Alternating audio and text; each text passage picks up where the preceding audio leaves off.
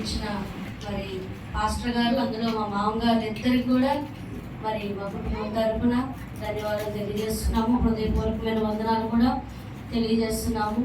మరి యొక్క దినము మరి మీ అందరికీ కూడా తెలుసు, మా అమ్మగారి యొక్క మరణ దినము 2019 మరి మే 2023 ఆమె మరి ప్రభువు నందు నిద్రించి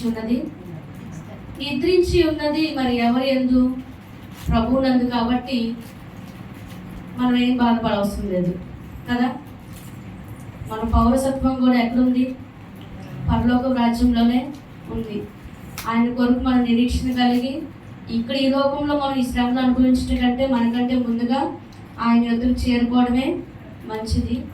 మరి కాకపోతే మాకు ఒక చిన్న లోడ్ ఏంటంటే మా వివాహాలు ఏమి కూడా మా తల్లి గారు చూడలేదు. ఇక్కడున్న ఈ మానవ సంతాన్ని ఆమె చూడలేదు. మరి చూసే భాగ్యాన్ని నా తండ్రికి అయితే దేవుడు అనుగ్రహించి ఉన్నాడు.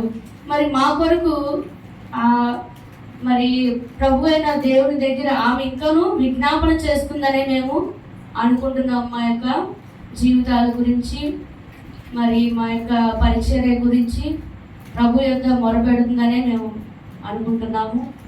ఎందుకంటే ఈ లోకంలో ఇది శాశ్వతమైన లోకం అయితే కాదు. మరి మా అమ్మగారు, మా నాన్నగారు ఎంత పరిచర్య చేశారో కొంతమందికి తెలియకపోవచ్చు, కానీ చాలామందికి వాళ్ళతో ఉన్న అనుభవాలు ఇప్పుడు పాట పాడిన మా ఇసక అంకులకి అయితే బాగా తెలుసు, మా దేవదానం గారికి తెలుసు, అందరికీ తెలుసు వారు ఎంత పరిచర్య చేశారు. మరి మేము మరి ఆమె యొక్క మరణమును జ్ఞాపకం చేసుకుంటూ ప్రభువుని మనం స్తుతించే వారమై ఉండాలి. ఎల్లప్పుడూ మనం ప్రభువుని స్తుతించే వారమై ఉండాలి.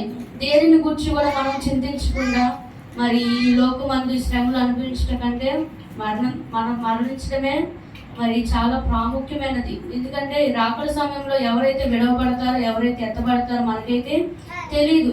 మరి మా అమ్మగారి విషయంలో నేను ఒకటైతే చూశాను. మనం ప్రార్థన చేసుకునేటప్పుడు ఎప్పుడు కూడా మనం అది కావాలి ఇది కావాలని కాదు, కానీ పశ్చాత్తాపం పొందుకునేది.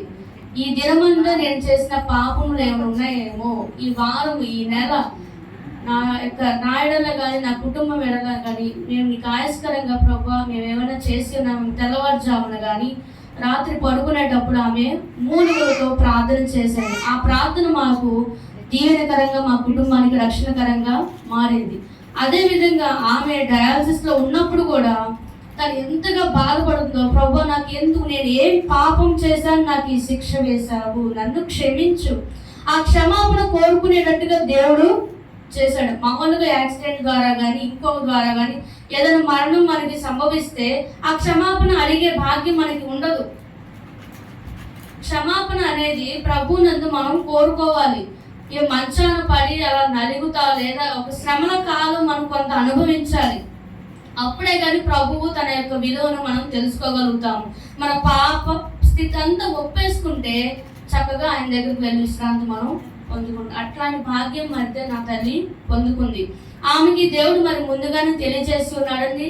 ఆమెతో ఎక్కువగా నేను డయాలసిస్లో ఉన్నప్పుడు మేము ముగ్గురం కూడా స్పెండ్ చేశాము. అయితే తమ్ముడు చెల్లి మటుకు మెడిసిన్స్కి వాటికి వీటికి తిరుగుతూ ఉండేవాళ్ళు. నేను అమ్మని అట్లాగే దగ్గర పెట్టుకుని ఉండేదాన్ని. ఇంకా అమ్మకి నెక్ దగ్గర డయాలసిస్ అనేది ఇంకా ఆమెకి సెట్ అవ్వట్లేదు, తొడకి చెయ్యాలి అని అన్నారు. తొడకి నీడలు ఎక్కించాలి, అమ్మ వెళ్దాము మనము అని అన్నప్పుడు ఆమె చాలా నీరసంగా ఉండి చెప్తుంది, ఇప్పుడు ఫస్ట్ మెడ అయిపోయింది, ఇప్పుడు తొడక అంటున్నారు, తర్వాత ఇది కూడా అవ్వదు, తర్వాత గుండెకి అంటారు, ఇక మీరమ్మ నువ్వు వచ్చే అంటాడు యేసు ప్రభు అని అంటారు, ఇక మీరమ్మ నువ్వు వచ్చే అంటాడు యేసు ప్రభు అని నాకు ఇట్లా చెప్పింది. నీకు ఎవరు చెప్పారు ఇప్పుడు తొడది ఫెయిల్ అయిపోద్ది తర్వాత గుండెకి వేస్తామని నీకు చెప్పారా డాక్టర్ ఏమైనా వచ్చి అని అడిగాను. కాదు చూడు ఇదే జరిగిద్ది అని చెప్పి ఆమె ఇంక తొడకి నీడలు వేపించుకోవడానికి వెళ్ళింది. ఆ వెళ్ళడమే ఇంకా ఆమె అక్కడి నుంచి తను ఇంకా ఐసీయూలోకి వెళ్ళిపోయింది. ఐసీయూలోకి వెళ్ళిపోయిన ఒక 7 daysకి 1 week మటుకే ఆమె పోరాడింది, ప్రభు చెంతకి చేరుకుంది. నిజంగానే ఆమె చెప్పినట్టుగానే తొడది ఫెయిల్ అయిన తర్వాత ఆమెకి గుండెకి వేయాలండి అని మాకు చెప్పారు. ఇంకా ఆమెకి చెప్పే పొజిషన్లో కూడా మా అమ్మగారు లేరు, ఐసీయూలో చాలా తీవ్రమైన స్థితిలోకి వెళ్ళిపోయింది. నేను అప్పుడు అనుకున్నా, ప్రభువా నువ్వు ఏం చేయబోతున్నావు నా తల్లికి ముందుగా నువ్వు తెలియజేశావు. ఆ స్టేజ్ లో ఉండగా ఇంకా గుండెకు వేసినప్పుడు నిజంగానే ప్రభు కనిపించి రామ మేరీ కుమార్ అని పిలిచినట్టుగానే ముందుగా నాకు తెలియజేసింది. అంత ప్రార్థనతో మమేకమైపోయింది.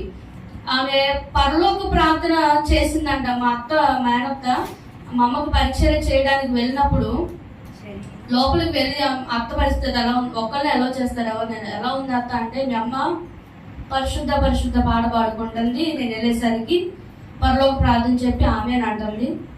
ఏంటి వదిన ప్రార్థన చేస్తున్నాం అంటే, ఇప్పుడే మాస్టర్ గారు వచ్చారు. చూసారు, ఆమెలో ఉన్న ఆలాపన అదంతా కూడా దైవ ఆధీనంలోనే ఉంది. ఆమెకి జరుగుతున్న అంతా కూడా తెలుస్తూనే ఉంది. కాకపోతే మనకి ఎక్స్ప్లెయిన్ చేయడం ఆమెకి తెలియదు. ఈ యొక్క మరణము మేమైతే ఈ లోకానుసారంగా అయితే కొంత బాధాకరమే, కానీ దేవుని దగ్గర ఆమె శాశ్వతమైన జీవితాన్ని గడుపుతుందని నమ్ముచు మరి అటువంటి మరణము మరి దేవుడు ఆమెకు అనుగ్రహించి ఉన్నాడు. తన పాపను ఒప్పుకునే సమయాన్ని మా అమ్మగారు ప్రభువు అనుగ్రహించి ఉన్నాడని నేను నమ్ముచున్నాను.